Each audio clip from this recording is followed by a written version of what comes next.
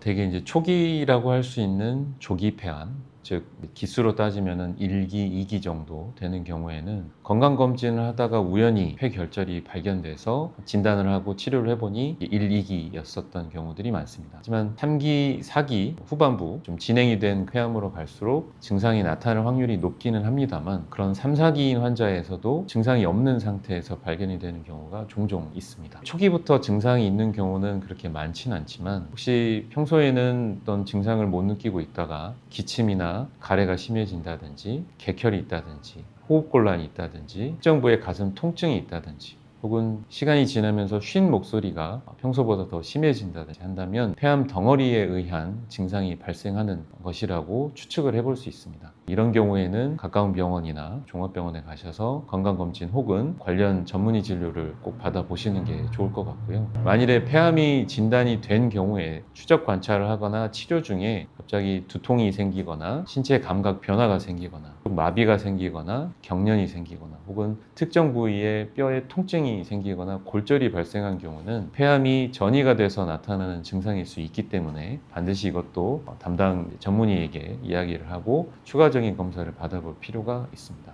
흔히들 말씀하시는 이제 전신 쇠약감, 힘이 없다, 혹은 체중이 많이 빠진다 하는 것들은 꼭 폐암이 아니더라도 나타날 수 있는 굉장히 비특이적인 증상이긴 합니다. 하지만 1기, 2기 외에 3기, 4기 같은 진행성 폐암의 초기 증상일 수도 있기 때문에 이런 증상이 계속 지속되고 일상생활을 하기 힘들 정도로 오래될 경우에는 전문의 진료를 받아보시는 게 좋을 것 같습니다.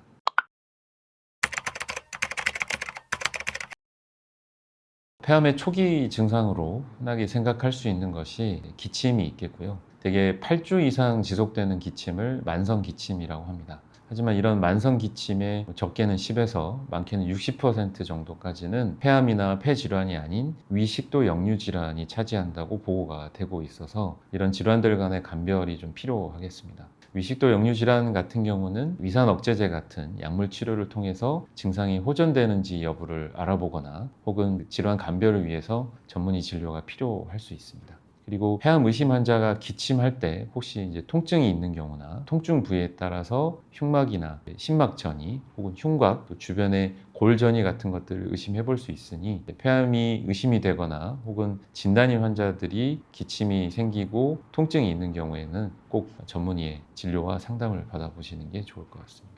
그리고 객혈이 보이는 경우에서는 우선 코피라든지 잇몸 질환이라든지 목젖 위쪽에 상기도 질환으로 인한 출혈인지를 감별할 필요가 있습니다. 특히 쉰 목소리가 있으면서 객혈이 보이는 경우에 있어서는 우리가 목이나 머리 쪽에 보이는 두경부 종양에 대한 이비인후과적 평가가 좀 필요할 수 있기 때문에 이런 증상이 있는 경우에 있어서는 탁과적인 평가가 좀 필요할 수 있습니다. 만일 이제 폐병변에 의해서 객혈이 생기는 경우에 있어서는 일주일 이내에 짧은 기간에 걸쳐서 가래에 피가 조금 묻어나오는 그런 경우라면 기관지염이나 기관지 확장증 그리고 아주 경증의 폐렴 등의 염증성 질환의 가능성이 있습니다. 하지만 장기간으로 반복적으로 객혈이 지속되고 또 상기도 질환이나 아까 말씀드린 폐렴이나 혹은 결핵 같은 염증성 질환이 배제가 된다면 폐암에 대한 평가가 꼭 필요하겠고 그걸 위해서는 흉부 CT라든지 기관지 내시경 같은 검사가 필요할 수 있기 때문에 마찬가지로 전문의 진료를 받도록 권유드리고 있습니다.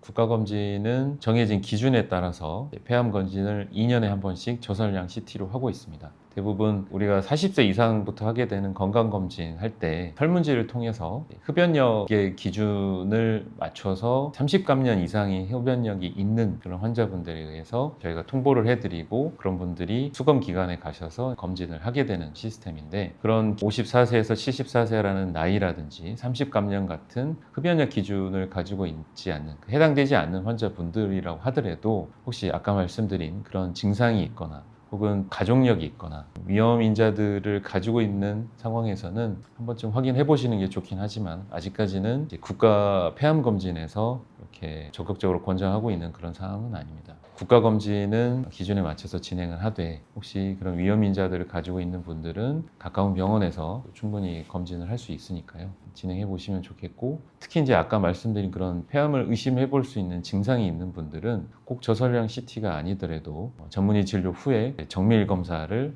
진행을 해볼 수도 있습니다. 국가검진은 딱 정해진 기준이 있는데 그 기준을 벗어난 그 환자군에서도 저설량 CT를 찍는 것이 과연 도움이 될 것이냐. 외국에서는 이제 담배를 피우지 않는 환자들도 저설량 CT를 통해서 이제 검진하는 프로그램이 있었거든요. 그런 연구 결과도 밝혀져 있고, 그리고 나이 기준도 지금 54세, 74세 사이인데 74세를 벗어난 80세까지 기간을 환자분들을 포함을 한다든지 했을 때 효과가 있을 것이냐. 아직도 좀 연구가 진행 중인 부분이라 그런 기준을 벗어난 분들이 저설량 CT 검사를 꼭 해야 된다? 아직은 그렇게 말하기에는 좀 증거가 부족할 수 있고, 오히려 어떻게 보면 불필요한 검사를 조장하는 듯이 이렇게 비춰질 수 있기 때문에 국가검진에서 말씀하시는 기준에는 해볼 수는 있지만 꼭 해야 되는 건 아닌 그런 부분들도 있습니다.